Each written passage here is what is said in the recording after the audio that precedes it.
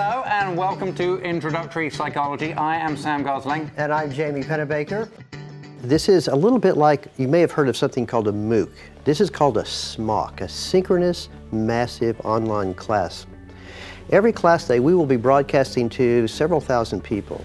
And you'll be able to watch this class, you'll be able to watch it live, and you'll be in a community, a chat room community that you'll be able to talk about the lecture as it's going on. You can ask questions to us and to others in the room.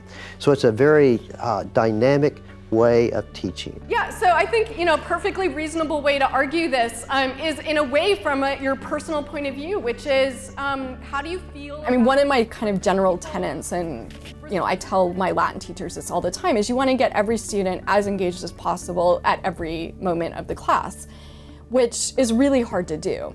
And peer discussion does that. So here's a question for you. Largely what works best is starting with some kind of prompt. And in my case, it was often an iClicker question. And would have a question up there, and then there'd be something about that question. And it might be that everyone got the question right, but there was something about the question that I could ask a follow-up question, or I could do something with it. Yeah, so this is one of the really complex questions, and again, this came up on Piazza. Okay, now talk to your neighbor about X. You want it to be a pretty focused point, and what I found worked best was pretty focused and give them about a minute. That sort of kept them on task. And then would have either a repoll or then a new poll would come up that actually dealt with the question. But doing that kind of back and forth between the clicker questions and the talk to your neighbor really worked well, and keeping, almost again like a kind of dance where you're saying, okay, now you're doing this, now you're doing that, now you're doing this, and it kind of kept them moving around.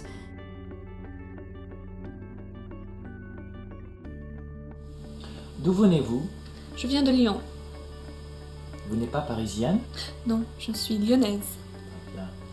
Où habitez-vous maintenant? To me, how technology has changed language teaching is the idea of the internet as communication technologies. So we're using the internet to get our students in close contact with native speakers. C'est-à-dire? Alors, généralement, la cuisine française, c'est-à-dire la cuisine. It's not simply that it's delivering static content. No, it's going virtually online to another country to interview a native speaker of French, or to go to a website and get information, and then use that information with a native speaker to accomplish a real communicative goal.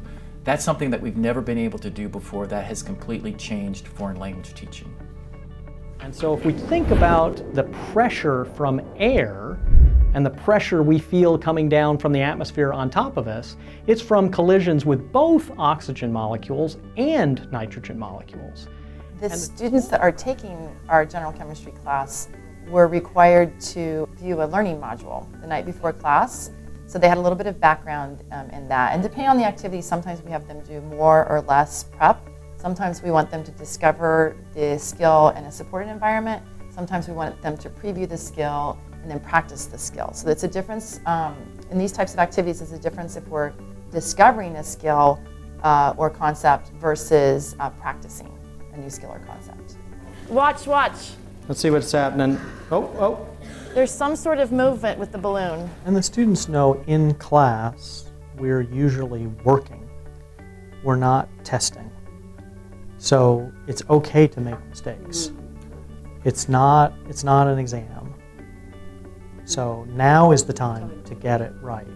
Now is the time to get the mistake out in the open. Now is the time to turn it around, because you can be up at the board and do the problem completely wrong, and in fact you get bonus points for that.